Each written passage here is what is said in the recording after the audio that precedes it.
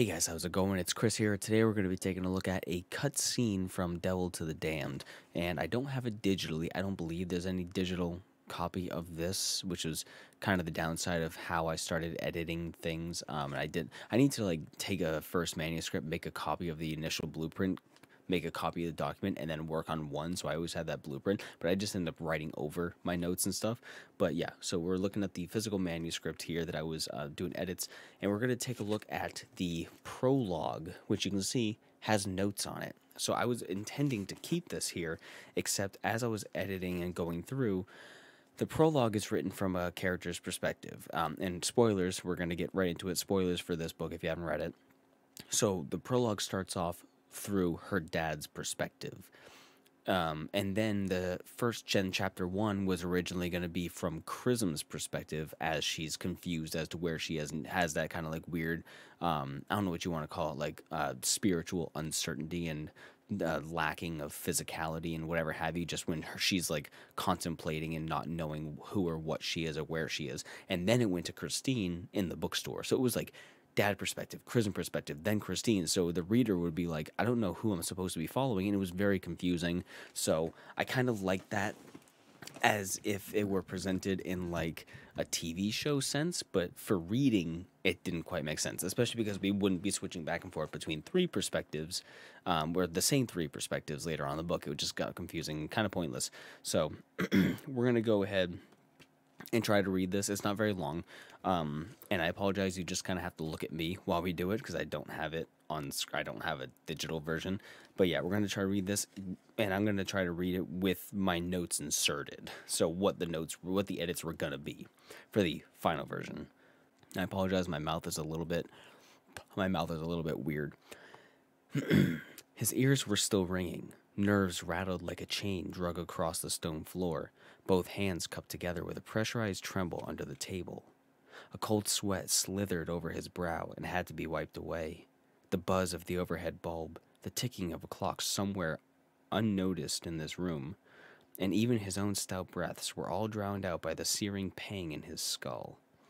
He couldn't shake that dreadful sound. That one single twitch that shattered the air so recently left the world bleak and dire. I think that says dire. I can't read my own handwriting. The blood, the gasping wheeze, and his own inability to react quick enough. The curl of his index finger took his attention and wore the burden of blame. His stomach turned.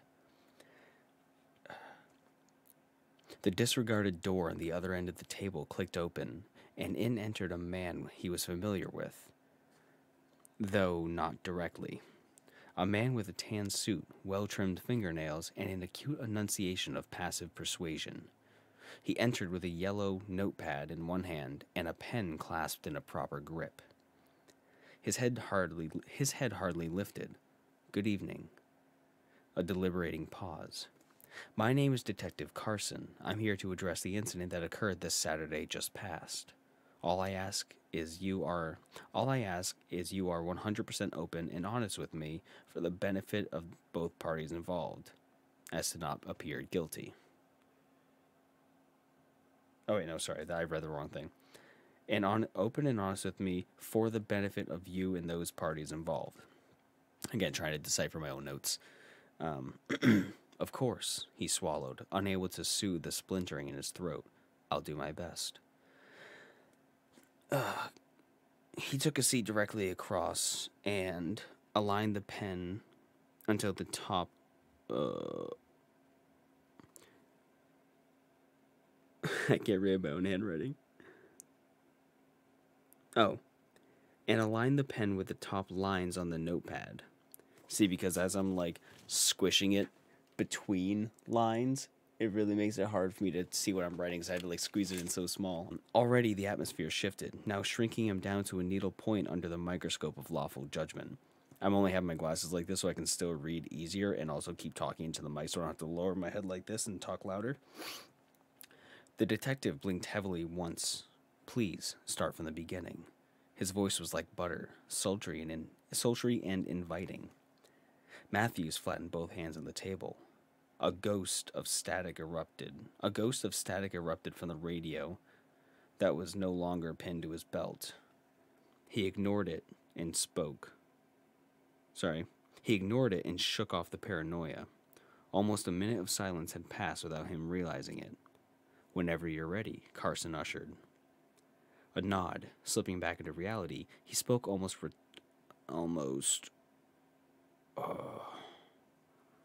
robotically. 2:23 a.m. I was parked in my usual spot of Rover when I noticed a BE&E in progress. I engaged my siren. I engaged my siren and inquired details from the dispatch officer. I was informed of 2 suspects, male, age unknown. A witness who lives across the street from the location called it in. The prim interviewer jotted down whatever he found significant. Matthews's stuttering lungs failed to smoothly relay information, so he had to slow his pace and assert his smothered personality. This is terrible. This is fucking terrible. I arrived first on scene and was instructed to wait for backup, but when I saw the perpetrators exiting through the shattered glass doors, I engaged. He swallowed again, nostrils now flared and eyes bugging. I positioned myself behind my cruiser door and drew my weapon, instructing the suspects to get on the ground. His words fumbled and became lodged in his throat, eyes darting, sweat building. He balled both fists on the table and refused to look at the interviewer.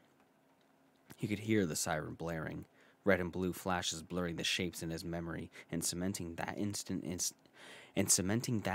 in time as a clay diorama. And next, Carson pressed. Matthews didn't hear him. The sensations of that moment overcame his vessel. The cool night air mixed with stale gasoline from nearby pumps, the taste of a black brew still on his tongue, and the complete binary instructions coursing through his brain. It replayed 100 times, the twitch in his finger instigated by the suspects reaching behind their back. This exact motion always meant the same thing in training, a weapon. He hadn't realized how tense he was until this very moment, when the crack of lightning burst his eardrums. Trembling at the table, Matthew raised his head and looked the detective in the eye, glossy, shrunken, and pulsing with thin red veins. I couldn't see very well. His formality dropped. It was dark. The lights were bright and they were more than 20 feet away. He started talking through the side of his mouth, teeth bound.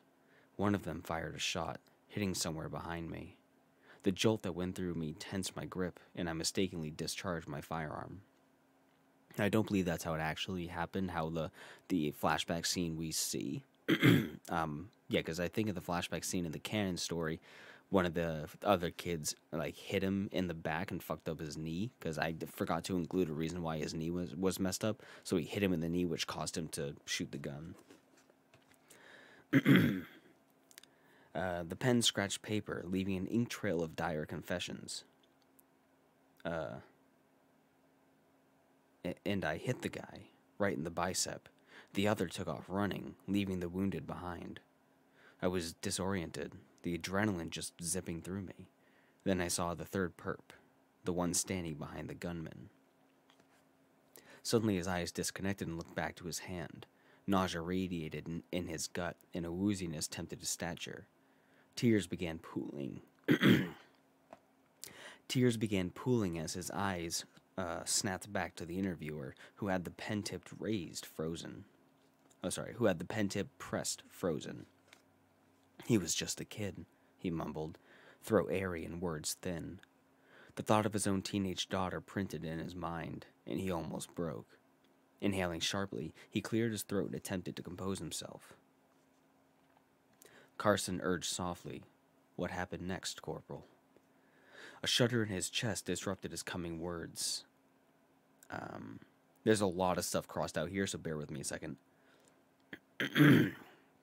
I relayed shots fired and requested an ambulance. I tried helping the kid, but there was so much blood. I don't remember much after that. The pen scribbled, and the room grew heavy with confined emotion. The chair leg squeaked as he adjusted his posture, sniffling and wiping both eyes. Nothing more was said at the moment as the detective continued to write. The buzz in his head started to lift. and the vast emptiness in his chest continued to devour. The look on the kid's face, eyes cast to the side, bleeding out, lingering somewhere between living and dead. A nightmare. There's a lot more crossed out here. The boy's face was soft and rounded, old bruises healing on his chin and brow. In his career, he has come across troubled youths time and time again, and this boy was no different.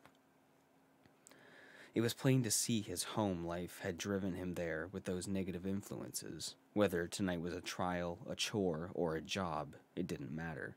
He was somebody's child, someone's friend, a lost soul.